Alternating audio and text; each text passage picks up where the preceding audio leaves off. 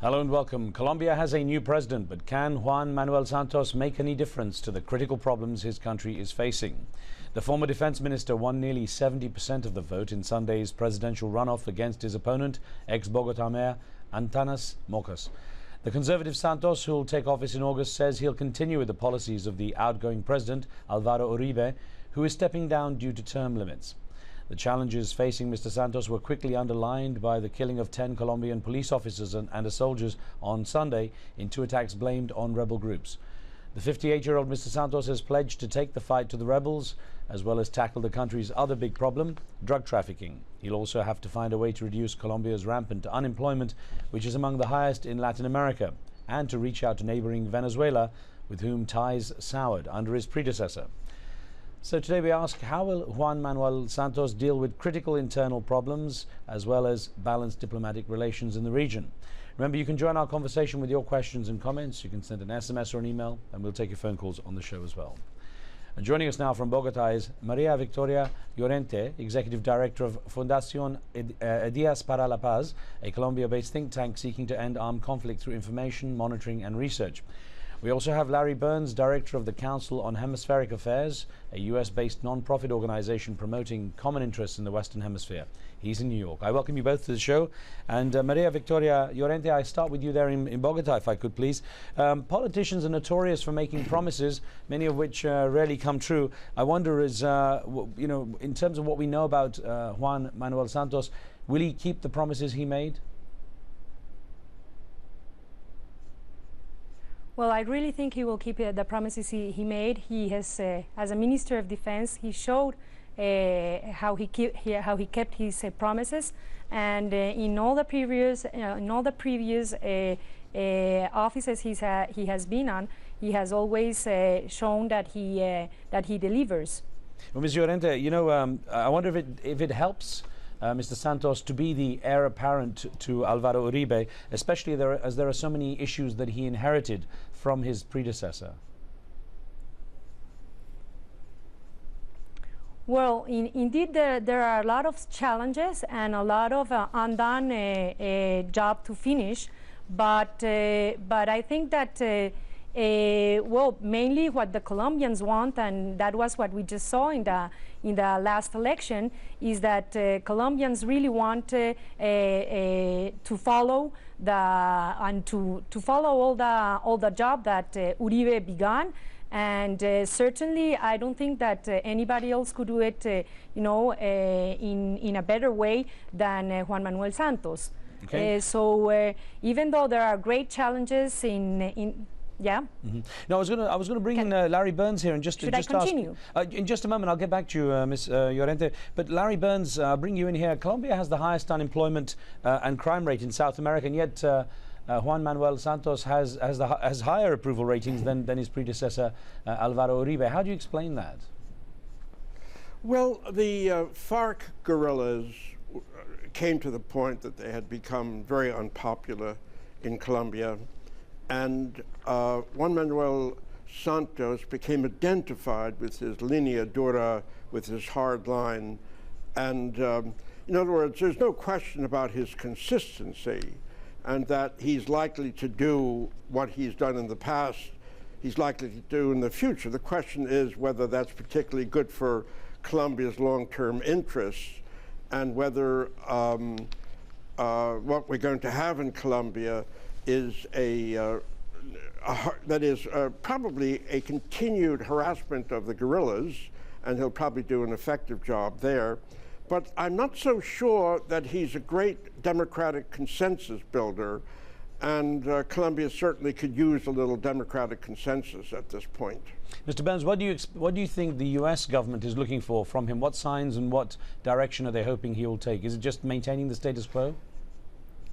Well, I think that there's an interesting point, because I think that it's kind of a disaster for prospects that the U.S. will reverse the Latin American policy that was featured under the Bush presidency and come forth with an enlightened, sort of progressive kind of Latin American foreign policy. That is, Washington clearly is Colombia's clearly Washington's closest friend in the hemisphere. And that's going to pull U.S. policy in a rightward direction. And I think that what it really needs at this point is to correct the excesses of the past and come forth with a more enlightened policy. Okay. I'll bring in, Mr. Llorente, I'll bring you back in here and ask you to answer a viewer question. One of our viewers wrote in from our Facebook page. Will Wall Aspro asks, what steps will Ms. Santos first take as president, and how will he react to any challenges he cannot handle?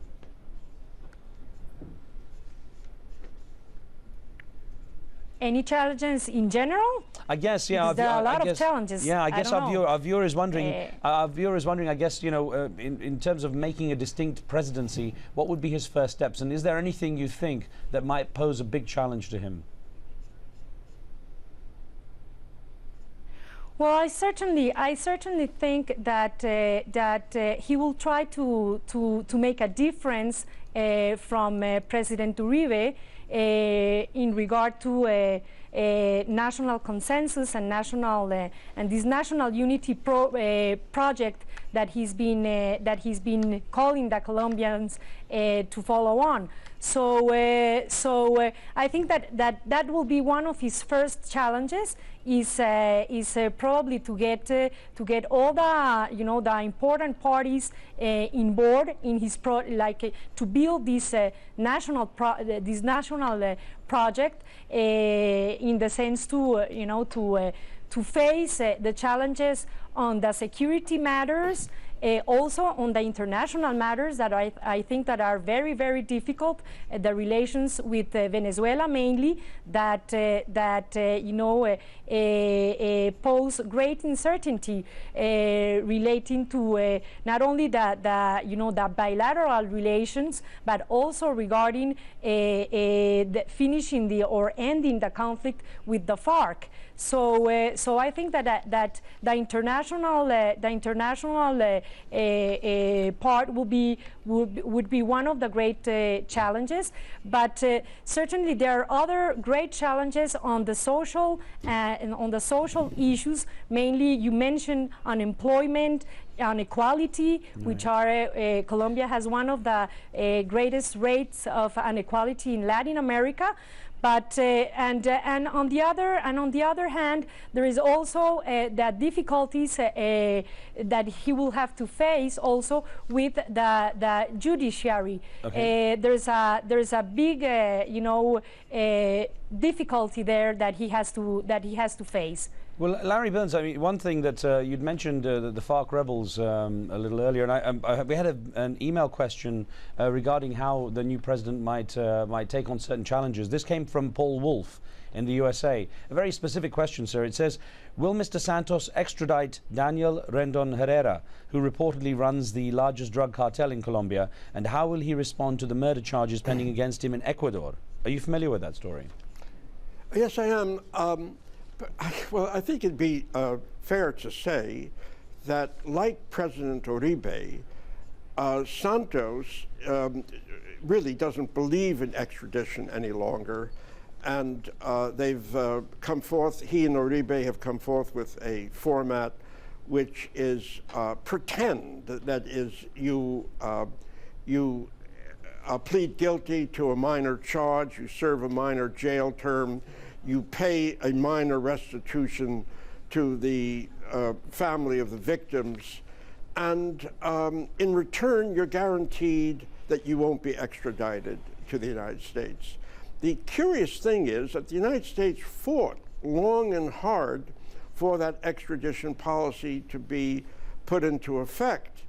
And whereas it has demanded that this notorious drug personality in Jamaica be extradited to the United States, the White House apparently has come to a deal with Colombia that it's okay not to extradite. And it's important for us to realize that Colombia is not out of the woods. That is, these candidates have been attracting very large votes. But Colombia, support for these candidates, both Uribe in his time and Santos, it's broad, but not necessarily deep. Not only do we have the problem of concentration of wealth, we also have one of the highest figures of internal homelessness in the world. We also have a megalithic corruption. I mean, you can't imagine an act of corruption that has reached the presidential level that takes place elsewhere in Latin America. I'm going to Mr. Burns, I'm going to touch on some of those in a moment. Let me just ask you just briefly before we take a break on the issue of Plan Colombia, which where the United States gives multi-billion dollars, about $6 billion in aid to Colombia. And the human rights groups have accused the Colombian government of cracking down on indigenous people and on trade union leaders. And often that support, the military and financial support that the U.S. gives is linked to that by the critics. Where does that leave the U.S. as far as human rights issues? Well, the Obama administration has to be rather embarrassed that it increasingly is coming forth with cozy statements about Colombia's human rights record, which, I mean, if Colombia was Venezuela, you can be sure that the administration would be coming forth with very strong denouncements of human rights violations. And right now, there's a split in Washington between those who say that if Colombia wants to continue to receive Plan Colombia funding, it's received already $7 billion in 10 years, making it the third largest recipient of U.S. foreign aid in the world. And if Colombia wants a free trade agreement to be put into effect, it's got to really face up to the human rights problem that it faces in the country, and also the large numbers, the scores of labor leaders who are killed every year in Colombia. Right. It's become a very dangerous venue for labor leaders to exist. Right. And the American labor movement feels very strongly about this. I'm going to touch on relations with neighbors in a minute. Now, we're going to take a short break. When we come back, how will the next Colombian president balance the presence of U.S. bases in the country with the prevailing anti-Washington sentiment of his neighbors? We'll get right back to that.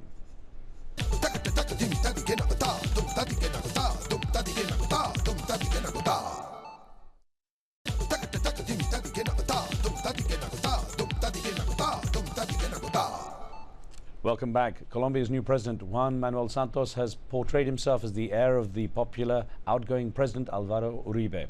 But can he do what his predecessor failed to do, such as repairing ties with disgruntled Venezuela and Ecuador, while maintaining close ties with the U.S.? My guests are Maria Victoria Llorente of the Colombia-based peace-building organization Fundación Ideas para la Paz. She's in Bogota.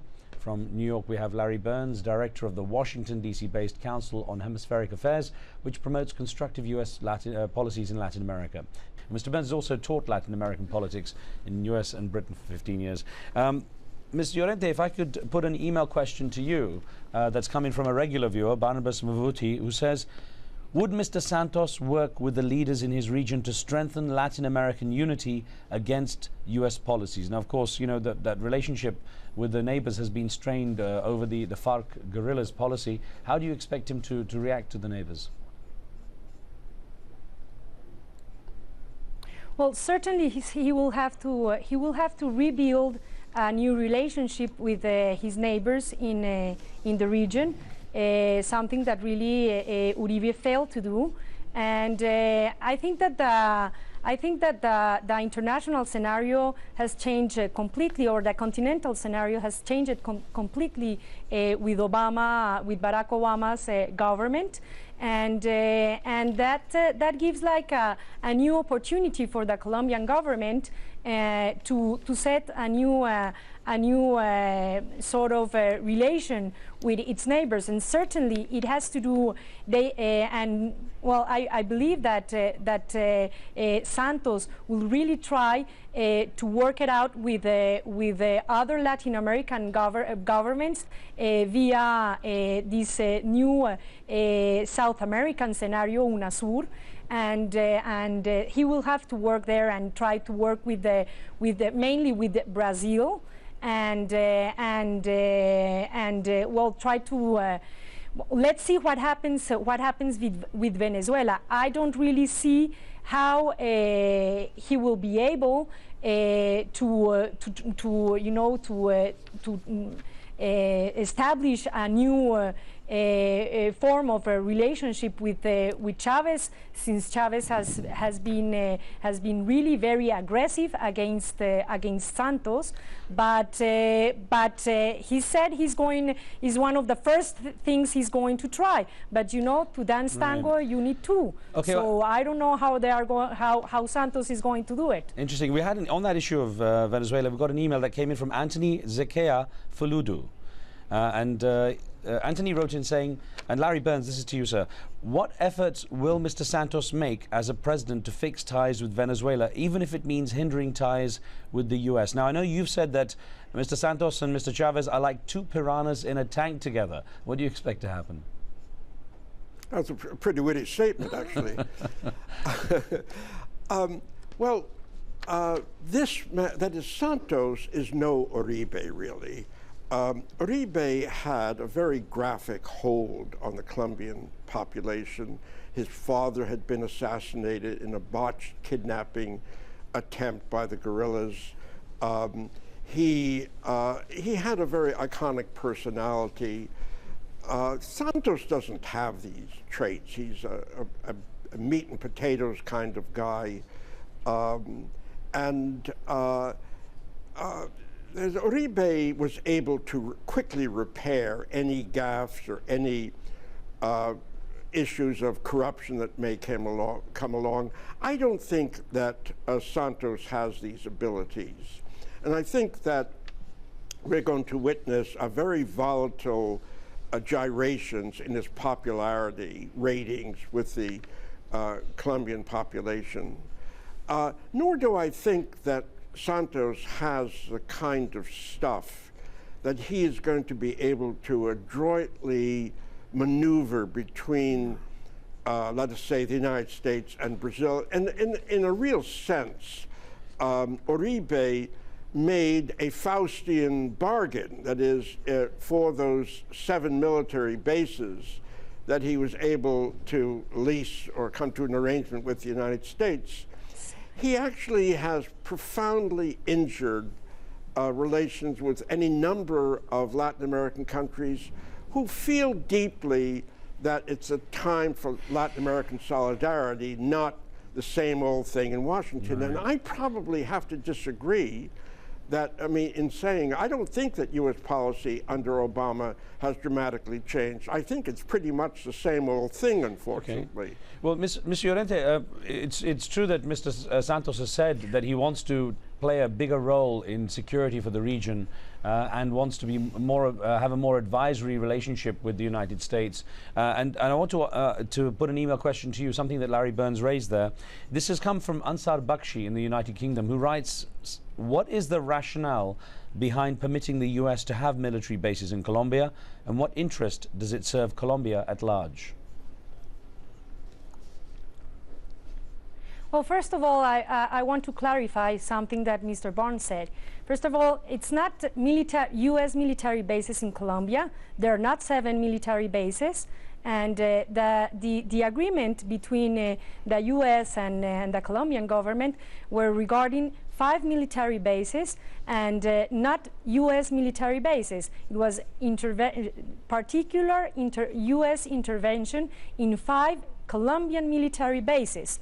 So I really think that that should be clarified, because there is this idea going around, and I think that President Chavez, helped a lot to build this idea that this was, the Colombians giving up their sovereignty to the U.S. and giving the U.S.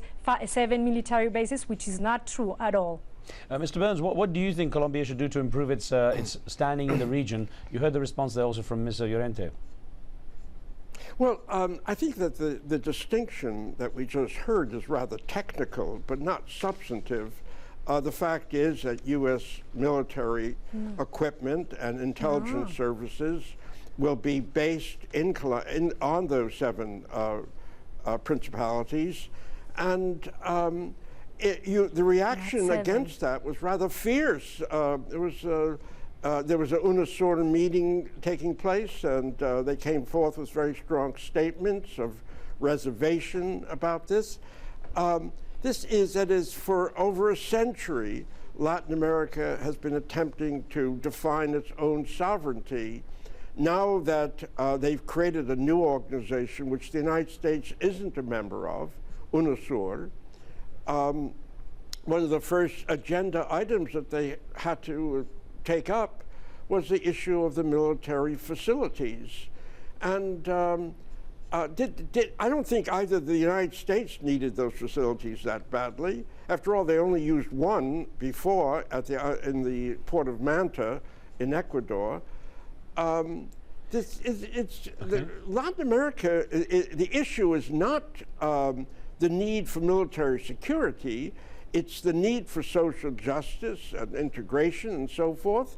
I mean, Obama has reverted to an old style Latin American, U.S. policy, stressing kind of a Cold War logic, when that kind of agenda has been really swept out by recent events. Right. Mr. Burns, I'm afraid there we've run out of time. Mr. Llorente, I want to thank you so much as well. We will try to get back to this sometime soon with you both. Thank you. Thank you. And thank you for being with us. Remember, you can watch a podcast of the show on iTunes. This week we're looking at 50 years of the independence of the Democratic Republic of Congo and ask, why is that country still haunted by its troubled past? On the next show, could Europe see a double-dip recession? As many EU nations plan austerity measures to pull back on social spending, critics are skeptical that budget cuts will save the regional economy. At the same time, Europe's biggest trade unions say they will respond this summer with nationwide labor strikes and protests. Make sure you tune in for that. From me and the team, we'll see you next time.